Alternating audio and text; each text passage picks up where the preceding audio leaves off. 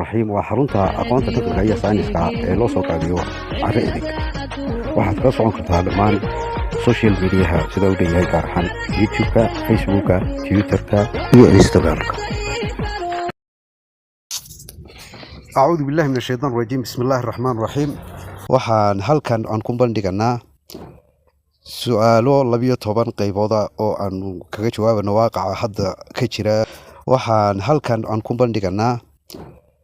su'aalo 12 qaybooda oo aan kaga jawaabano waaqaca hadda ka jira geeyiga Soomaaliland maadaama aynu ku jirno waqti doorasho oo xasaasiya dareenka dadweynaha iyo dadweynuhu ra'yiga ay ka bixinayaan wareys waxaan jeclahay inaan soo bandhigno bal horta Soomaaliland waa ayo dadka degan siday yihiin oo siday u kala qaybsan yihiin xaaladeeda siyaasadeed iyo xaaladeeda amni siday ayay tahay dhinaca marka laga taariikhdii hore iyo waqtigan marka waxaan oran karaa haybsooca Soomaaliland iyo dadkeedu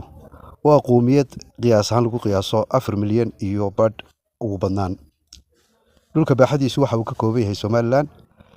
3760 kilometer square waxaana degan 6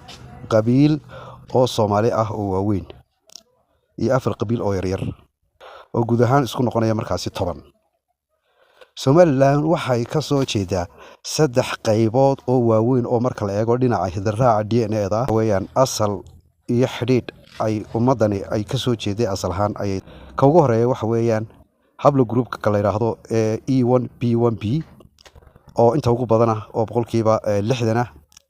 boqolkiiba 20 waxa weeyaan waa T ka saddexaadna ee ugu yari waxa weeyaan oo isaguna boqolkiiba 10 noqonaya waa J qayb yar oo iyaguna firiqsan oo ku firiqsan inta badan xeebaha Soomaaliland waxay leedahay kheyraad dabiici ah oo ka kooban 12 qaybood oo waaweyn oo ilaa hadda dihin oo aan la soo saarin ugu dambeyn goobta ay ku taalo Soomaaliland waxa weeyaan jidka xidhiidhiya bariga iyo galbeedka dunida oo dhan ka bariga ka imanaya iyo ka galbeedka ka imanayaaba waxa weeyaan jidkii uu mariyay iyo wadadii uu mariyay oo halkaasi badda cas taariikh ahaan waxay soo martay 13 boqortooyo oo aynu ka sheegi karno Boot oo laga joogo 4500 ilaa 5000 oo sano waxa kale oo ka sii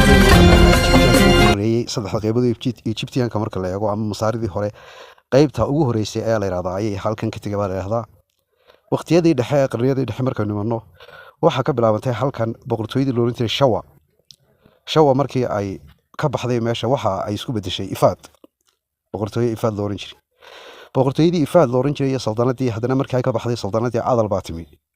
ee Axmed Gurey haddaba laga bilaabo muddo hadda laga joogo 500 oo sano ma soo marin Soomaalida 30 sano oo xiriir ah marka laga reebo tan imika aynu joogno ee Soomaaliland oo iyadana ilaa hadda gacmaha ay hayaan dad kale isirka ah ee marka hore oo khilaaf ku dhex maray asal ahaan Soomaaliland waqtigii 60kii gaar waxay u noqotay dawlad la ictiraafsan yahay oo 62 dawladood ay ictiraafeen kadibna waxay go'aansatay bilaa shuruud inay kula midowdo Soomaaliya dhibaatadii ka dhacday kadib waxay dib ula soo noqotay madax banaanideedii 1991kii atooyin far badan iyo dulmi far badan oo dhacay awgeed intaasi marka aan ku soo koobo Soomaaliland maxay tahay waxaan jecelahay inaan ku xogsiiyo ummadda imika Soomaaliland gudaheeda ku dhaqan ee ay Soomaaliland ku midaysan tahay ay kuna midowday markii hore maxaa xal u ah waqtigan imika la taagan yahay ee doorashooyinka la geliyo barnaamijka siyaasadeed ee saddexda xisbi soo gudbinayaan keebaa waxtar u yeelan kara ummadda la soo qaybaha dambe oo aynu kaga hadli doono waqtiga hadda la joogo Soomaaliland iyo ummadeedu maxay u baahan tahay aniga oo markaasi metelaya afhayeenka shacabka Soomaaliland ee doorashadan imika soo socota November 2024 waxaana barnaamijka soo bandhigi doona insha Allah